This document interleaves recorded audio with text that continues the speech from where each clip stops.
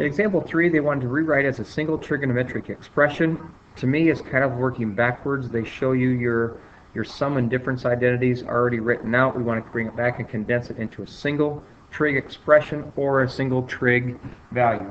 In the first one, it's pretty easy to spot cosine ones because it's the cosine of something times another cosine of something, sine of something times another sine of something. So it kind of gives you that flavor of it's a cosine of the first, cosine of the second, plus the sine of the first, sine of the second. So that's got to be a cosine of a difference identity. Because this is plus, I know we can rewrite it as the cosine of the difference of our two angles. Well, here's our first angle, 7 pi eighths, and our second angle is 5 pi 24. So 5 pi 24. Like I said, it's kind of the reverse of what you've been doing. Typically, we've been looking at starting with the cosine of this and then expanding it to the cosine of the first, cosine of the second, plus the sine of the first, sine of the second angle.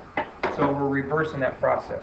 The only thing we need to do at this point is we'd like to get a common denominator and simplify it down to a single expression. So as a common denominator, I want to make this a 24. I want to multiply that times 3 makes it a 21. So it's going to be 21 pi minus 5 pi, which is going to be 16 pi 24.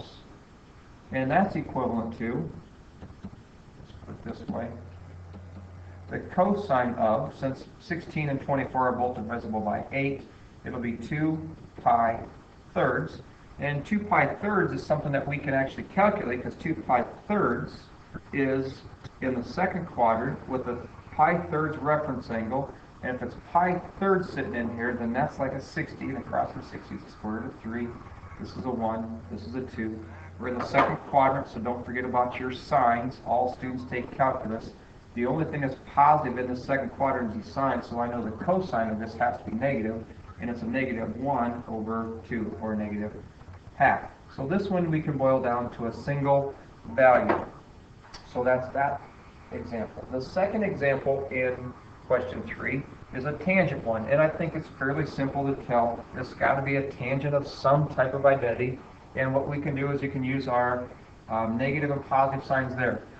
In the top, if we remember, that if this is negative on the top, that meant it had to be the tangent of a difference. So it's got to be the tangent of the difference of two angles, which is 6x is our first angle minus our second angle, which is 7x. Like I said, it's kind of decomposing these the other way, where they're already written out in the long version. We want to condense them into the short version, which means I could rewrite this as the tangent of 6x minus 7x, or negative x. Now that's not an angle that we know, but we could apply one more strategy here, and that is the tangent of a negative input is the same thing as the negative tangent of a positive input, or just negative tangent of x.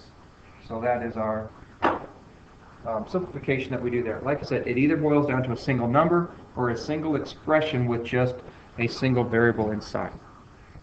Relatively simple problems to do for you as you recognize what you're against.